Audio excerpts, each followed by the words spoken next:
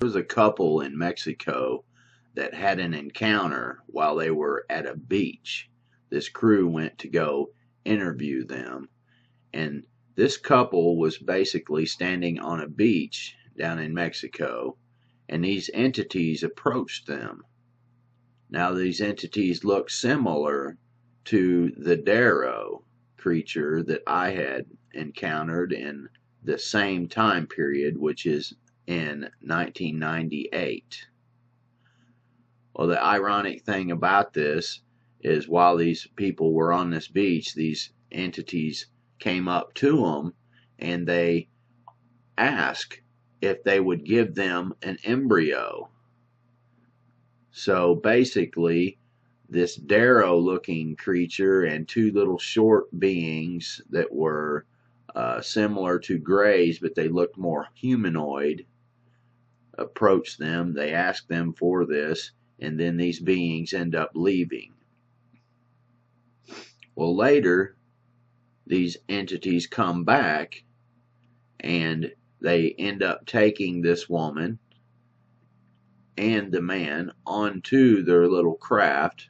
They do a procedure which impregnates this woman, and then they get them back off the craft and they leave. And then unexpectedly, one day, while they were picking some peaches and stuff like that, and carrying on with their normal everyday life, these beings show back up, and they take the woman back onto the craft. She was only 2 months pregnant at the time. They ended up taking the baby. They did some procedures. They had a strange little lab set up there, and they seemed to do it with some high technology and different things like that. And they took the baby, and the ironic thing is they take the baby, and then they give them this message that they were building a 4,000-mile long UFO craft out in space, and they were going to be back around 2016, and they were going to take some people, the good people, they were telling these folks. And so there was going to be a kind of selection or a fake rapture type thing. And it seems to me to be similar to Genesis 6 activity, where these beings interbreed. And I'm not saying that Genesis 6 is true, but this is what these entities, this deception that they're pulling on them, and then evangelizing them in a certain type of way and telling them certain information. Now, also, these beings was able to speak to him in his own language, in his own dialect, and he was very amazed with this. He said, how can you all speak my language? And they said that they are able to speak a universal language where it basically goes out into your own language, similar to like tongues would have been in the book of Acts, where everybody heard it in their own language, which is an indicator here that these beings are not from outer space or even inner earth. They might be from inner earth, or they could even be from outer space, in the near outer space realm, as they are contained from earth and into the heavenlies, but in the near area. But having spoke to him in his own language tells me that it's an angelic type being, or an extra dimensional being that would be considered a demon or a fallen angel in the scriptures. In his book, Secrets of the UFOs, ufologist Don Elkins made the following observation. I have found that some people can achieve the contact phenomenon simply by being hypnotized, and the same general message permeates over 90% of the millions of words received by thousands of people around the world. No one knows what hypnosis is. No one knows what goes on in the mind. It's an altered state of consciousness like yogis and witch doctors have been practicing. It loosens the normal connection between your spirit and your brain, and of course if the hypnotist can control you, make all kinds of suggestions, make you think things are happening that are not happening, make you think you have powers that you don't, experiences that you haven't, even implant memories. Other beings, if there are other minds out there, they could also do the same thing. Sir John Eccles, Nobel Prize winner for his research on the brain, describes the brain as, quote, a machine that a ghost can operate, unquote. What he means by that is your spirit operates your brain in a normal state of consciousness. In an altered state, reached under yoga, TM, hypnosis, you have loosened the normal connection between your spirit and your brain, and that allows another spirit, other entities, other minds to interpose themselves and begin to tick off the neurons in your brain, create a universe of illusion. I believe that it's demonic. I think all of the evidence indicates this. Some people claim that by allowing themselves to be put into an hypnotic trance, they are acting as a channeling device, in which the extraterrestrial being speaks through them. The following is an actual sampling of those messages. We come from the Interplanetary Confederation of Solar Systems, and our purpose is to aid our brother man on the planet Earth as the New Age dawns. The teacher that was known to you as Jesus was able to use many more of the abilities than the people of this planet. Unfortunately, man upon planet Earth has misinterpreted the meaning of this man's life. He was no different from any of you. He was simply able to remember certain principles. These principles may be realized by anyone at any time. It is only necessary that you avail yourself to our contact through meditation in order to begin to re-realize that which is rightfully yours, the truth of the creation and the truth of your position in it. Know ye not that ye are gods? We have been puzzled at times by the inability of the people in general of this planet to be awakened to this simple truth. We find that the state of hypnosis brought about by the evolution of thought of the people of this planet is so great that it is necessary for him to maintain a constant awareness of his spiritual nature with meditation. Man is now in the transitional period before the dawn of a new age.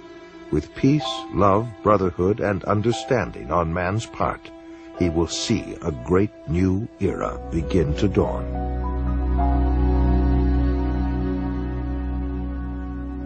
In his book, Flying Saucer Pilgrimage, Bryant Reeves summarizes his findings in this statement. From our analysis, the teachings of the space beings appear to support many of the principles taught in Oriental philosophy by seers of the Far East. UFO researcher John Weldon then offers this question. How credible is it to think that literally thousands of genuine extraterrestrials would fly millions of light years simply to teach New Age philosophy, deny Christianity, and support the occult? And why would the entities actually possess and inhabit people just like demons do if they were really advanced extraterrestrials? Dr. Pierre Guérin, an eminent scientist associated with the French National Council for Scientific Research, concludes that UFO behavior is more akin to magic than to physics as we know it, and that modern UFOnauts and the demons of past days are probably identical.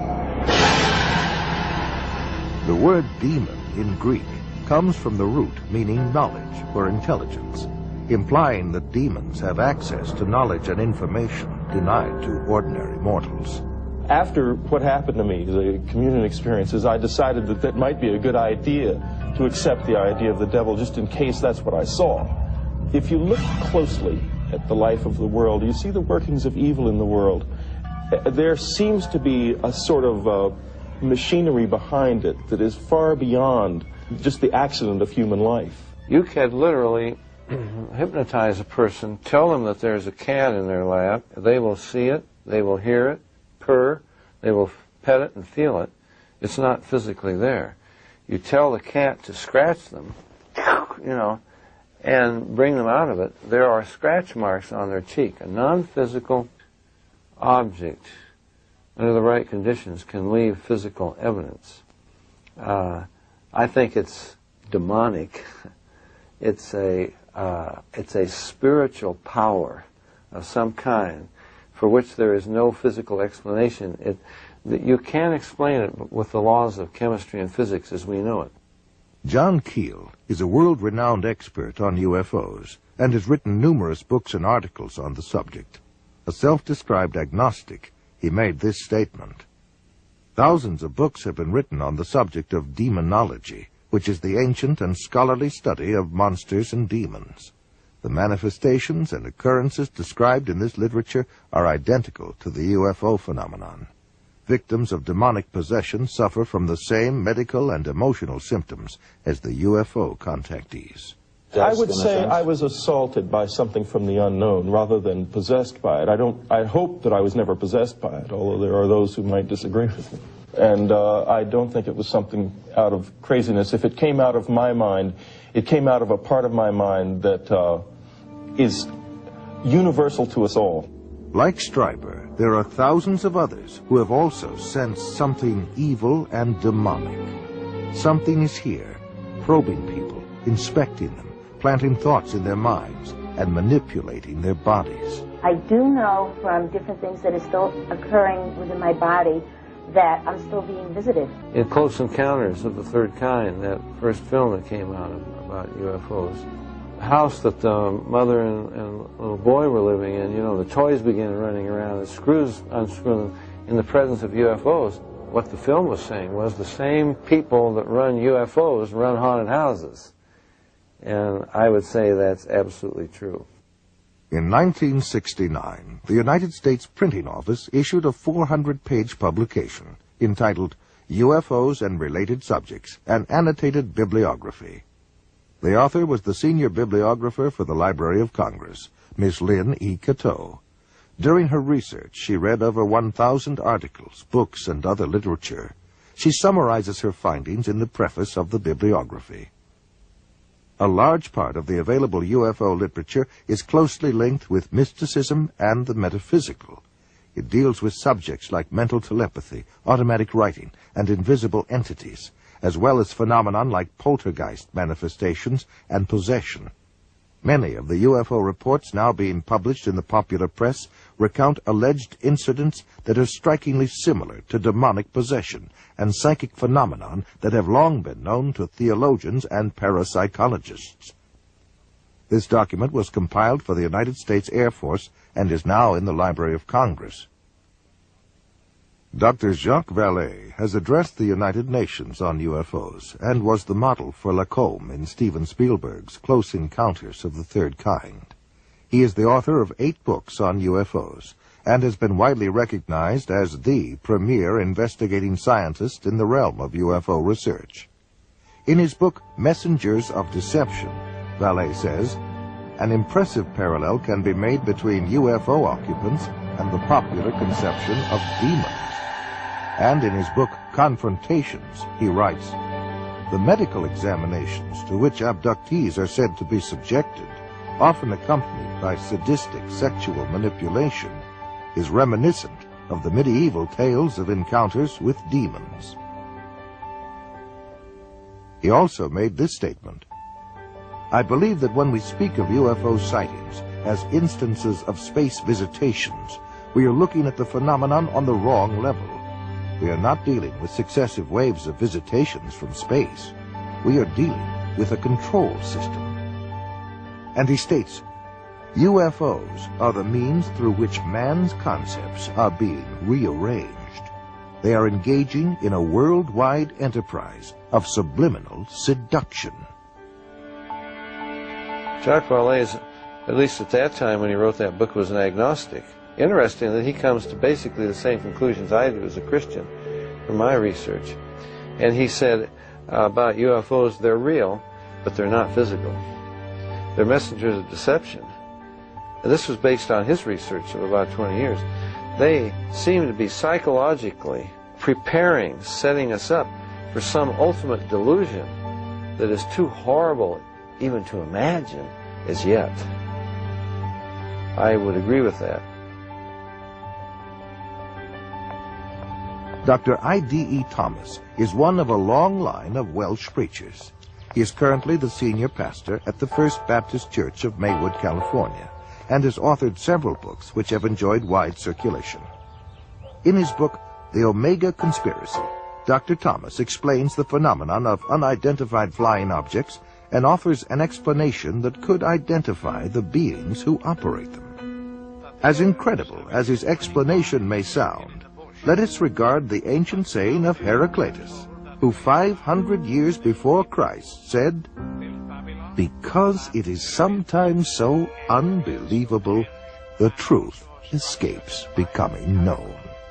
The answer to all this and the clue to this cosmic riddle may be found in the ancient book of Genesis.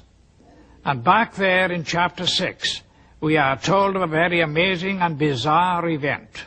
The sons of God saw the daughters of men and saw that they were beautiful, and they lusted after them. And then we read they married them and sired children from them. For the past 1,500 years, most scholars, including evangelical scholars, have interpreted the sons of God as the good sons of Seth, and the daughters of men as the wicked daughters of Cain. They've adopted that interpretation because the other one is so bizarre and outlandish. The ancient interpretation, and in my opinion the correct one, is that the sons of God were demonic beings or fallen angels, and that they came down to earth, they lusted after the daughters of men, they married them, and produced this amazing progeny, this hybrid progeny of the Nephilim. And the very word Nephilim does not mean giants. It comes from the root Naphal, fallen ones. The early Christian fathers in the first 4 centuries, men like Irenaeus, Tertullian, Ambrose, for 400 years they knew no other interpretation except that the sons of God were angelic beings. Josephus, the cosmopolitan Jewish historian, says the same thing. We read in the book of Job that when God laid the foundation of the earth, the sons of God shouted for joy. Obviously, the sons of God could not be human beings. Adam had not been created. If this was a case of just mixed marriages between good men and wicked women, it is surprising that God should have issued the fire of judgment that he did. God took this stern action of wiping out the human race. Now, the only family that were left intact in order to re-establish, repopulate the new world was the family of Noah. Noah, we are told, was perfect in his generations. The word perfect does not mean, in this case, morally perfect, because we know from the story of Noah, and especially what happened after the flood, that Noah was not perfect. What it means is like a lamb for the paschal sacrifice, that lamb had to be without blemish, physically pure, without blemish. So it seems was the case of Noah, the only family that remained uncontaminated from these strange beings that appeared from space. The only line that was pure and clean from God's standpoint to start a new world and a new civilization. Jesus said, as in the days of Noah, so in the days of the coming of the Son of Man. Of all the patriarchs and prophets of the Old Testament, the key to prophecy above all others is Noah. And something happened in the days of Noah that was a distinctive characteristic of Noah's time that didn't happen before or after. Wars and famines and pestilences and natural disasters have always happened. But something happened in the days of Noah, and the most sinister and bizarre of all the things that happened was this intermarriage between the angelic race and the human race. And of course the mastermind behind it all was another angel, a fallen angel, Lucifer. Now we believe that as they came in those days, we may very well be on the edge of another invasion from outer space, that Satan will once again make another attempt, maybe the final assault on the human race, in order to wean men and women away from the worship of God. He has tried before, he will inevitably try again. And by seducing the human race, by sending these so-called entities from space, demonic beings, he will try to get people all over the world to worship him and to deprive God of the worship that is due to him. Fortunately, we know what the end result is going to be. But this final or omega assault that will come at the end of time may trigger the coming back of Jesus Christ to rescue his own. Satan has failed before, and the Bible predicts he will fail again. We are told quite emphatically in God's Word that the kingdoms of this world shall become the kingdom of our God and of his Christ. Satan will make the attempt, but our God, greater is he that is in you than he that is in the world.